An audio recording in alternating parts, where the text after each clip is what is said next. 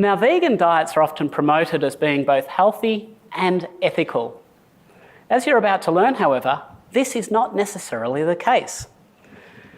This is a photo of Sheila O'Leary wearing prison greens after her 18-month-old baby died of malnutrition while being fed a vegan diet.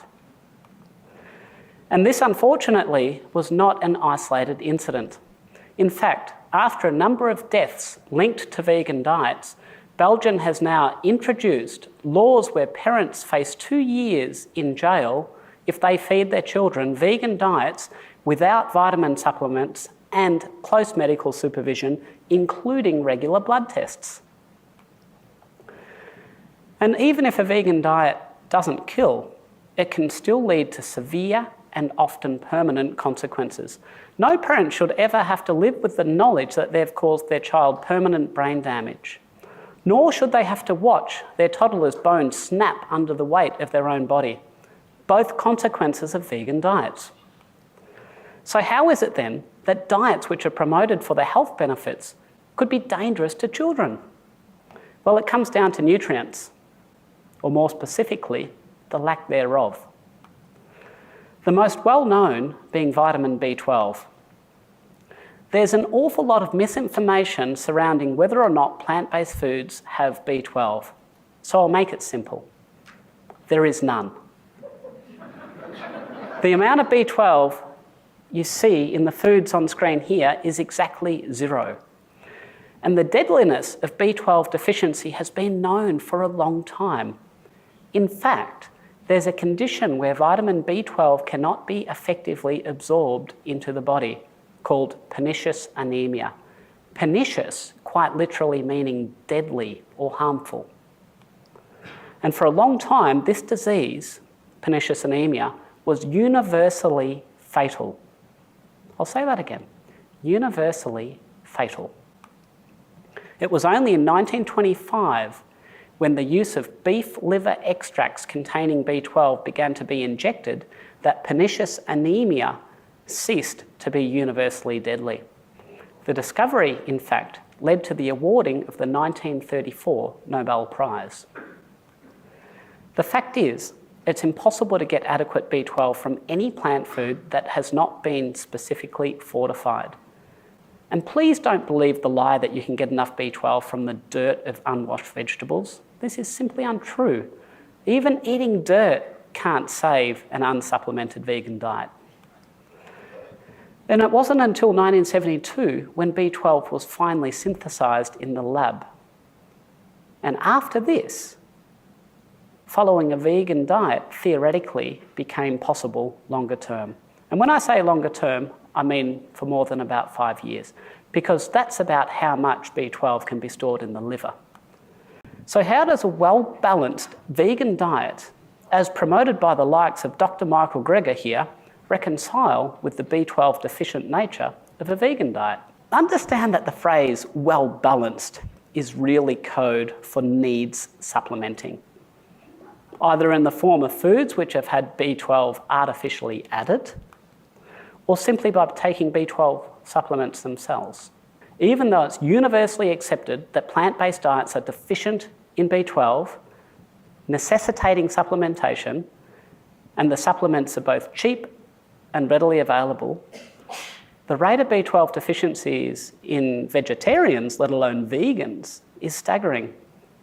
Try 62% of pregnant females, or up to 86% of vegetarian children, or 90% of the elderly.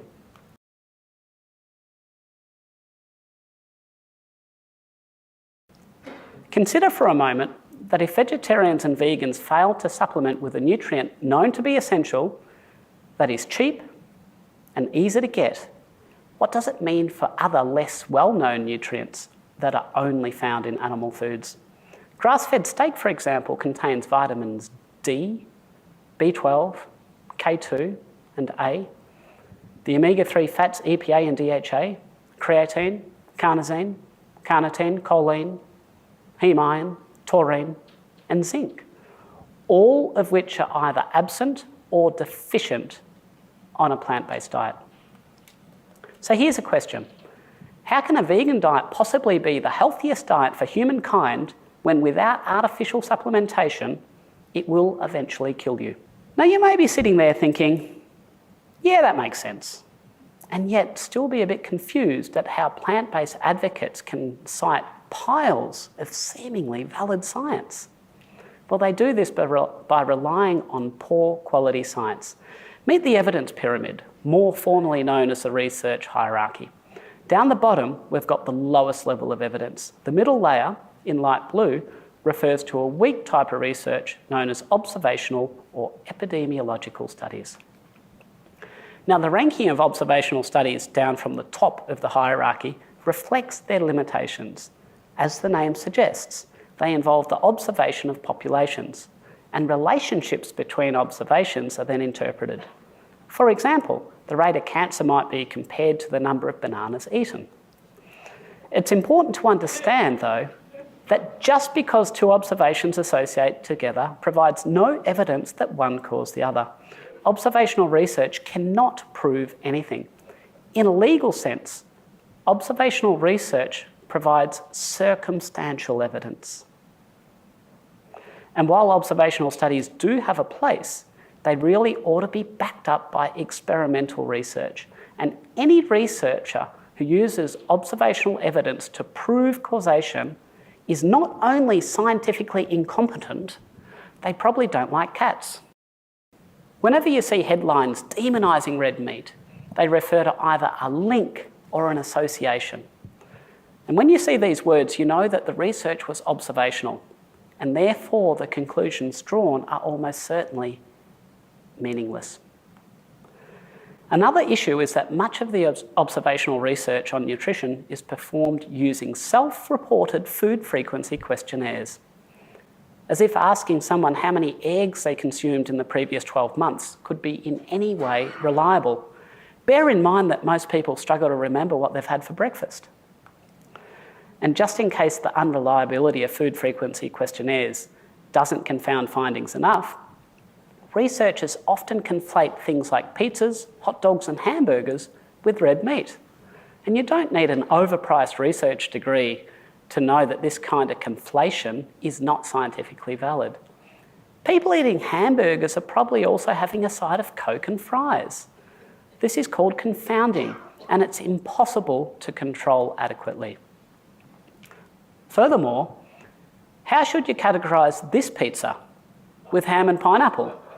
Putting aside the fact that they're probably a bad person, does it get classed as a fruit or a vegetable or a meat? We also have something called healthy user bias, where non-meat eaters are more likely to engage in healthy behaviours. So when we're constantly bombarded with messaging telling us that red meat is bad, it's individuals who care about their health who are most likely to limit their red meat intake. So it ends up that the people who eat less meat are also more likely to diligently exercise, buy organic foods, and sleep 8 hours every night. So instead of observational research, we should seek out randomised controlled trials, shown here in yellow. And unlike observational studies, these can control for the effects of confounders. In a randomised controlled trial, subjects, along with all of their confounding variables, are randomly allocated to one of two groups. And with enough numbers, this random allocation means that the confounding variables are evenly distributed and therefore don't affect the study results. This research design is considered gold standard, and unlike observational studies, randomised controlled trials can show causation. In effect, randomised controlled trials trump observational research, hands down. As an aside, you might be wondering, what is at the very top of the pyramid? Well, systematic reviews are when researchers collate all the available evidence using unbiased search criteria. The problem is that even when well performed, a systematic review can only be as good as the quality of included studies. Remember, garbage in, garbage out. So in addition to study design, research can often be compromised by using poor outcome measures. This is particularly common in studies that seem to promote vegan diets. This often includes surrogate markers which serve as proxies for meaningful clinical outcomes, and the use of proxies or surrogate markers is unfortunately rife. The utility of some outcome measures is obvious. Did you die? It's hard to argue that this is neither meaningful nor relevant, and it's also very hard to fudge. What about LDL cholesterol though? A common surrogate marker used in nutritional research and assumed to associate with the chance of dying. Except the best research we have suggests this association doesn't exist.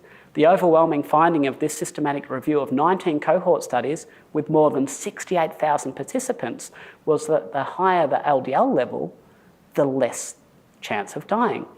There is no credible evidence to the contrary. Use of LDL as a surrogate marker, while being common in nutritional research, is indefensible. And so you now know to be suspicious. The next time you see a vegan wheeling out associational studies based on food frequency questionnaires or similar, or experimental designs using weak surrogate markers, you know now how to interpret the quality of some of this science. Now, one of the biggest claims made against red meat is that it causes bowel cancer. You may remember in 2015, the World Health Organization released this 2-page report that resulted in a worldwide media frenzy. Paraphrasing Dr. Georgia Ede, who has a great analysis on her website, it's not so much a scientific report as it is a political hit job. Let's start with unprocessed red meat. Now, there are more than 800 observational studies in the literature looking at red meat and cancer. And the authors of this review considered 29. And even then, things didn't really go so well, as the majority that they looked at found no issue with unprocessed red meat. And as you know, observational studies are weak anyway. Even if a majority had found an association, it wouldn't have proven anything. Things get worse though. To support the case against red meat, this report turned to experimental evidence. Unfortunately, the evidence was hopelessly, almost comically flawed. This chemical is azoxymethane, and it's a known carcinogen. That is, it's known to cause cancer, especially bowel cancer. In fact, it is, and I quote, used extensively by many investigators to induce colon tumours. That is, it's injected into test animals when researchers want to deliberately induce bowel cancer. Now, one of the 2 experimental papers cited in the World Health Organization report against unprocessed red meat was this study. 60 rats were both fed red meat and injected with azoxymethane. Now, first of all, none of the rats actually developed bowel cancer. But some did develop precancerous lesions in both groups. The group having the red meat and the group not having the red meat. So it seems a bit of a stretch to lean on this paper as a basis that red meat causes cancer. The second experiment cited in the World Health Organization report adopted a similar methodology, except this time a different chemical was injected into the rats, dimethylhydrazine. Now, dimethylhydrazine is an even stronger promoter of bowel cancer than azoxymethane. But even then, when they used this more potent cancer-causing chemical, the rats in the study didn't actually develop bowel cancer.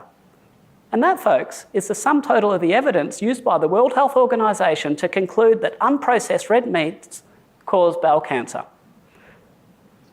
Now, the story for processed meats is somewhat similar, and for a full account, I recommend Dr. Georgia Ede's excellent website. Of course, the story doesn't end there. Despite being atrocious science, the World Health Organization has propagated this misinformation. For example, the highly publicised Eat Lancet report from early 2019, which permits the consumption of only 7 grams of beef, lamb or pork every day, references the 2015 report as providing evidence of the cancer risk of red meat. The Eat Lancet report itself is based on junk science, and that has now been referenced more than 7,000 times. An extreme example of the propagation of scientific misinformation, all being traced back to 2 studies in which rats were injected with cancer-causing chemicals. So, if we accept there's no credible evidence that red meat causes cancer, are there any benefits to the consumption of red meat? And the answer is yes. One of the most important reasons being the sheer number of essential nutrients in red meat, which are not only important for our physical health, but also our brain health. I'd like to now submit the premise that eating red meat can make us smarter.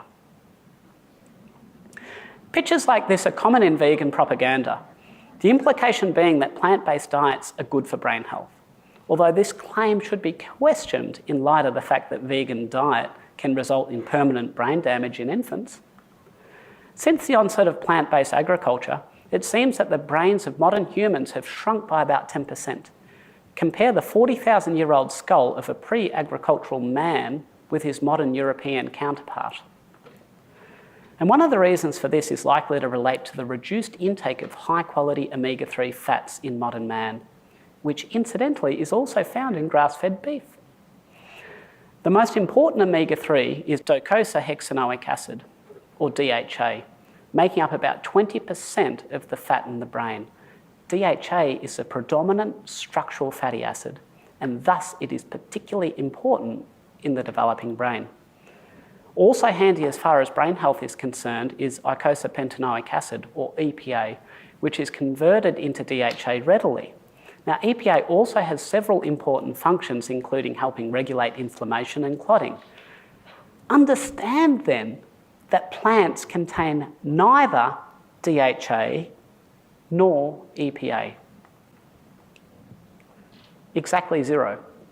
Instead, the omega-3 in plant-based foods, like flax seeds, is in the form of alpha-linolenic acid, or ALA. And the efficiency of conversion of ALA to EPA in humans is exceptionally poor, being estimated at less than 0.1%, a level that renders ALA supplements effectively worthless. And this was shown by this double-blind randomised controlled trial, which, as you know, was the gold standard for research, which found ALA supplementation did not increase DHA levels. Another double-blind crossover randomised controlled trial even found that ALA supplementation resulted in a fall in DHA levels. Compare that with a high-quality randomised double-blinded control study looking at DHA supplementation. Pregnant and breastfeeding mothers were supplemented with either DHA-containing cod liver oil or with DHA-deficient corn oil. And at 4 years of age, the children receiving the DHA performed significantly better on a battery of tests assessing intelligence, the paper concluding that DHA supplementation increased the IQ of these mothers' children. Randomised controlled trials also provide similar benefits when infants themselves are supplemented with DHA. This study found that DHA supplementation up to the age of 4 months resulted in measurable and significant developmental benefit at 30 months, persisting to at least 5 years. The fact is, the benefits of DHA in optimising brain development are likely lifelong. The corollary of this being that diets deficient in DHA, such as plant-based diets, may result in permanent consequences. So to anyone with a child on a plant-based diet, please give them a good quality DHA supplement, not flaxseed oil. One alternative, and while being a protist and not a plant, is algae-based supplements, which most vegans ought find acceptable. Another compound necessary for good brain functioning is creatine, which is derived from amino acids. And creatine is only found in animal meat and seafood. And while the body can make about 1 gram a day, this is far from an optimal amount, and relying on your body completely results in suboptimal levels. This was shown in this double-blinded randomised controlled crossover trial, again the gold standard, performed on vegetarian subjects who were supplemented with creatine. This was a crossover study, meaning that both groups of subjects received both the creatine supplement and a placebo at different times. So throughout the study, subjects performed cognitive testing validated to assess both memory and intelligence. This chart shows average test results representing performance on an intelligence test over the course of the study. I've highlighted the periods where the vegan or vegetarian subjects were supplemented with creatine in blue. You can see the significant improvements in intelligence which correlated. And the results for working memory were essentially identical, clear proof of benefit of supplementing with creatine, not found in vegan or vegetarian diets. And don't think this is an isolated finding, an example of me cherry picking. This review identified 12 studies which found creatine supplementation improves cognitive functioning. Now, another nutrient important for brain health is iron. And several studies have found that iron deficiency impairs the normal mental and physical development of infants. For example, this double-blinded randomised controlled trial found iron supplementation in infants at risk of iron deficiency boosted mental development. This randomised controlled trial, finding iron supplementation in low birth weight infants, significantly reduced the incidence of behavioural problems, and follow-up at 7 years found benefits had persisted. The corollary to this is that infant diets deficient in iron are likely to contribute to long-term behavioural issues. And iron also offers benefit to older children. This randomised controlled trial studied 81 girls with iron deficiency, and it found that 8 weeks of oral iron significantly improved verbal learning and memory.